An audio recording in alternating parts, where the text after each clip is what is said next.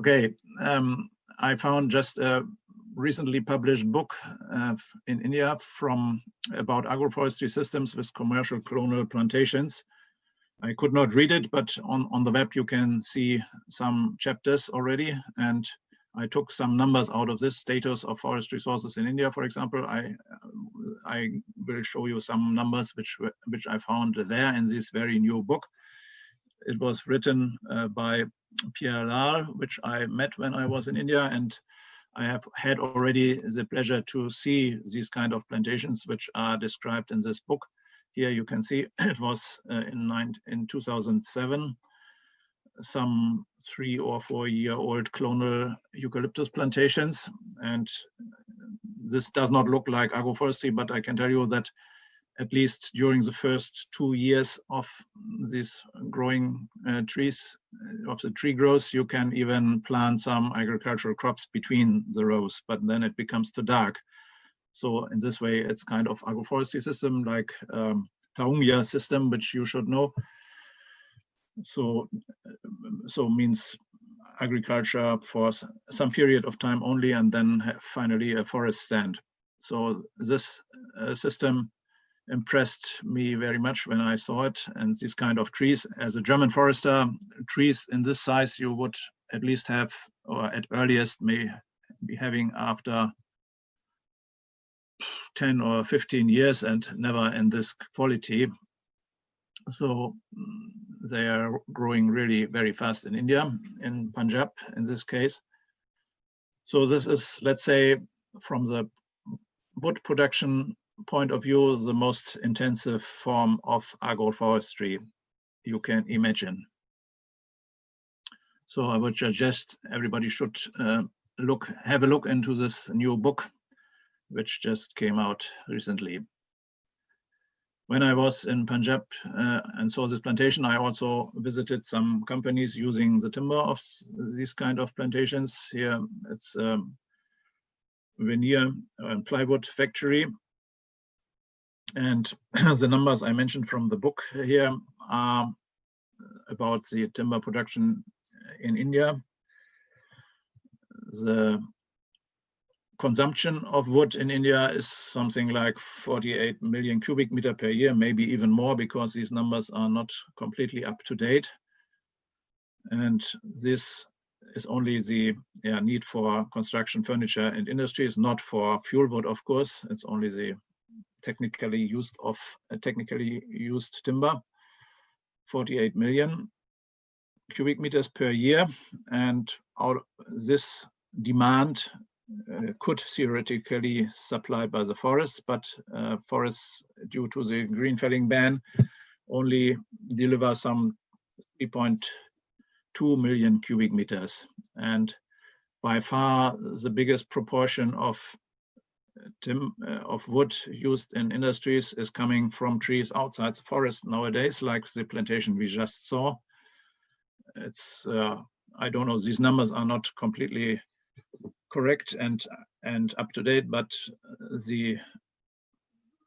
they give an overview about the sizes of these numbers. And as a matter of fact, these tree production, timber production outside the forest in these agroforestry systems are the most important source of industrial wood in India these days. What the wood which doesn't come from Indian forests and not from trees outside forests, some specialties or some additional timber is being imported, even from Germany. We are selling some of our beech trees to India, and maybe even some pine and spruce trees for construction purposes. So this is also the volume of this imports is twice the production of Indian forests, if these numbers are really true. Of course, these numbers are showing that there's an urgent need of more wood production in India to reduce the imports and to support or to meet the needs of the growing population. you may know yourself where timber is being used and where not. This was my room in India, where I had a mixed table, partly of wood, partly of steel. And this is a furniture factory in India. Here you can see where you could use timber instead of steel. So getting this material substitution effect. This roof construction is made from steel, but it could have been made from timber as well. And that would have been less energy intensive. And this concrete construction could also have been made from wood. Same like this kind of furniture, and the legs of the table could have been made from timber. That would have resulted in a smaller CO2 emission from these industries. Yeah, when I was on India tour with the forestry students from FRI, we visited agroforestry research plot in Andhra Pradesh. And here they explained us that they tried mixtures of cotton with some wood species and even bamboo. And we visited these places because the main reason here was to reduce the need for the use of insecticides. You see, dynamics of insect population should be controlled by a better mixture. So it was not about water or humus or whatever. It was just to reduce the attacks of insects on cotton. And they had trials with cotton under or between eucalyptus and cotton between bamboo, which did not work. You can obviously see that bamboo is not a good species to mix it with any agricultural crop because they tend to hang over the fields in between. So this is not a good idea.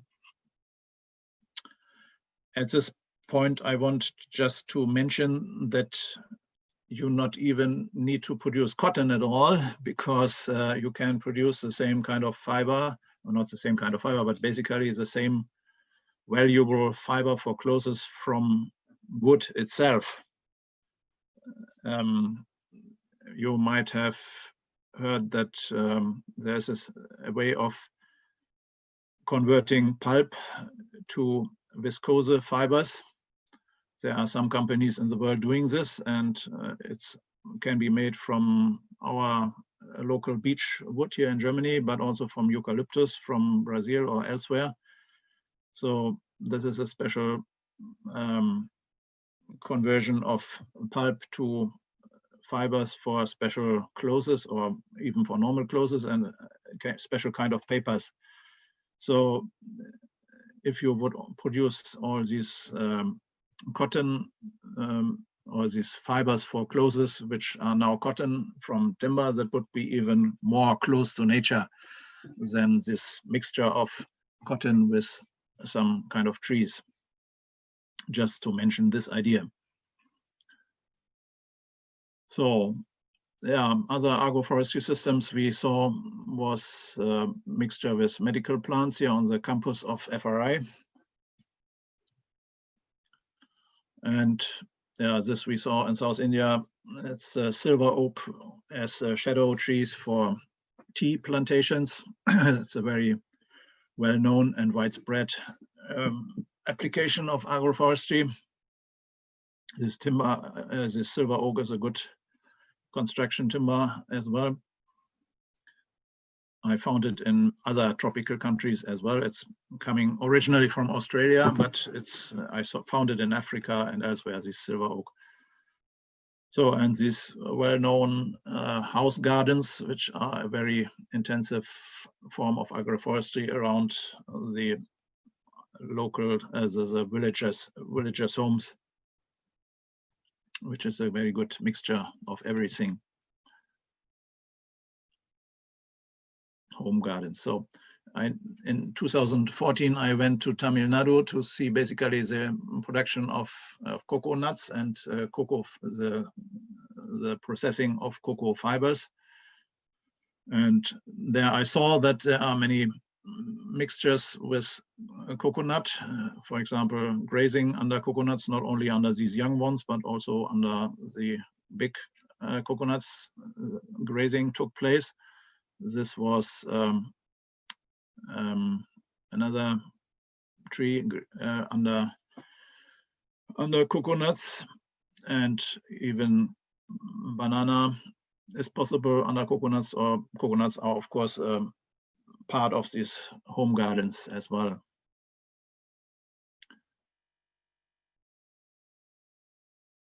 So in Costa Rica, once I saw other systems, like here also shadow trees for cacao. These living fences can be applied everywhere, even in Germany, of course. Not have artificial posts, but use the trees as fences, and the branches and the leaves can be nicely used as food for the animals on the pasture land. And here you can see very big trees, maybe also eucalyptus on steep slopes with pasture, also in Costa Rica. And this very intensive agroforestry system I found in Rwanda. Here you can see basically 3 layers: the agricultural land with very small stripes only, then this kind of hedges which can be used for mulching or for food, feeding animals, I mean, or fuel wood. And these are basically leguminous trees which are fixing not only carbon but also nitrogen in the soil. And then you have this good big trees for construction timber. So this was a very good system. Here was also a table about what is agroforestry and the different species which are grown together there. And the advantages or the products means, as I mentioned, tree and hedges pruned for compost also. I did not mention for mulch, fodder production, branches as fuel wood, shadow for arable land, multi-story cultivation, makes efficient use of scarce land, which is very important in Rwanda because it's a highly populated country. And then in a mountain area like Rwanda also is, it's very important to provide runoff reduction and soil stabilization, because otherwise you will have a lot of erosion in this area. So this was kind of a demonstration plant which was funded or supported and environmentally and scientifically supported by Germany. So yeah, these are now some agricultural systems in Germany. This kind of mixture of hens or poultry and either poplar or fruit trees is just becoming more and more popular, you can say. I found meanwhile a number of farmers applying the system. The background is that chicken do not like to live on open spaces because they always are endangered by birds to catch them. So they love to have some kind of shelter if they are outside. I mean, in most of the stables in Germany, they are inside a building, so this is not a problem, but this is not animal-friendly way of keeping them if they are always in a stable, and they are in thousands in one stable. So this should be avoided, and many people are not willing to support this intensive production of hen and of chicken and of eggs, and therefore are willing to pay a little bit more if they know that hens are kept outside. And if they are kept outside, then such kind of shelter is very good for the hens and for the hens' health as well. They are not so under stress because they are not afraid of being attacked from the air. And also climate is better. They have shadow, they have some other green material to take up, and some insects also. So it's a very good idea, and at the same time you can produce some timber on that place because it's kind of a short rotation coppice which you can do here. And the second application is for pest control. If you grow apple or other fruit trees, then hens or even ducks can help to reduce the pressure of insect pests on these fruit trees. This also has been evaluated already here in Lower Saxony in our state, and may be applied more because of these environmentally friendly effects. This picture is not basically agroforestry, but I just took it because it shows a nice effect, especially if we have this very hot summers again, because all the animals do not like standing in the sun all the time. They prefer to have some shadow at hot periods, and this shadow is also good for their production. I mean, milk and meat production has been shown is increasing if the animals are not suffering from heat so much. So just have shadow on the meadow on the pasture land is good for the animals and for their production. So last week I visited a farmer, this man here, who has some newly created experimental plot. He was tired of producing asparagus and strawberries and filling out so many forms for getting the money and for getting his subsidies and so on. So, and therefore he gave his land to someone else to do this job, and he is trying new things, these kind of systems which are totally new for us here. I mean, it's only a few years old, so the trees, there are some fruit trees which are not so big at the moment. This is kiwi here, which needs some support to grow, and in between is potato, and he is testing many mixtures and many tree species and many arable fruits, even in terms of pest control without chemicals. But this man, he just was bored of normal agriculture and is trying something new, and was very happy about his possibilities to test this. This is something we want to promote and to support in the future in our project, carbon farming.